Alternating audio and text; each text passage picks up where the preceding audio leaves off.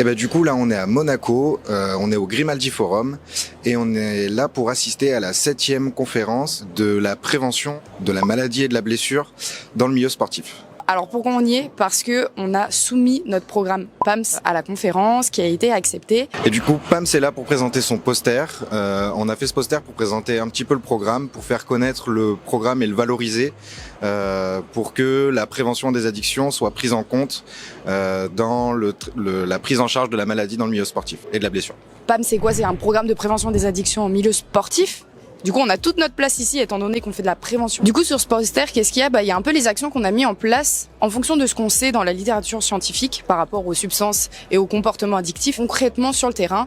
Voilà, donc on retrouve nos 3 axes, que ce soit de la prévention sur les réseaux sociaux auprès d'une jeune tranche d'âge, les 15-30 ans, où l'idée c'est vraiment faire, déconstruire les idées reçues, apporter de l'information, vulgariser et quand même scientifique. Dans un deuxième temps, on explique aussi nos formations de 2 jours auprès du coup plutôt de l'environnement sportif, où là on essaye de toucher plutôt les coachs, les arbitres, les médecins du sport, les psychologues, etc. Où là l'objectif c'est vraiment de venir sensibiliser pour qu'ils puissent eux repérer et orienter derrière, mais surtout, et vraiment c'est le plus important, ça va être de mettre en place des actions de prévention, parce que c'est possible de mettre en place des actions de prévention, même toutes petites, c'est important. Et du coup, le dernier axe sur la prévention, plutôt du côté arrêt de carrière des sportifs, parce qu'on sait que c'est vraiment une porte d'entrée dans les consommations, d'arrêter sa carrière, que ce soit choisi entre guillemets ou suite à une blessure.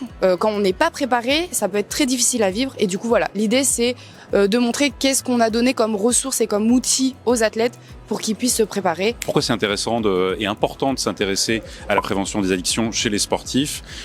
D'abord parce que les liens entre addiction et sport, ils sont extrêmement complexes.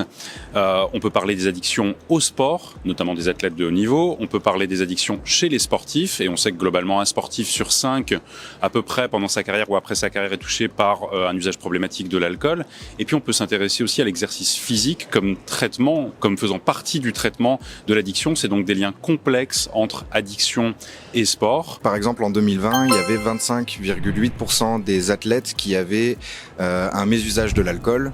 56,6% des athlètes européens participaient à toutes sortes de jeux de hasard l'année passée. Et aussi que 8,2% des athlètes de haut niveau ont des problèmes de jeux d'argent et de hasard. Après, globalement, sur PAMS, on a une approche où on fait de la réduction des risques avec la prévention par les pairs, où c'est important de pouvoir s'identifier à la personne qui va nous donner des informations, en fait.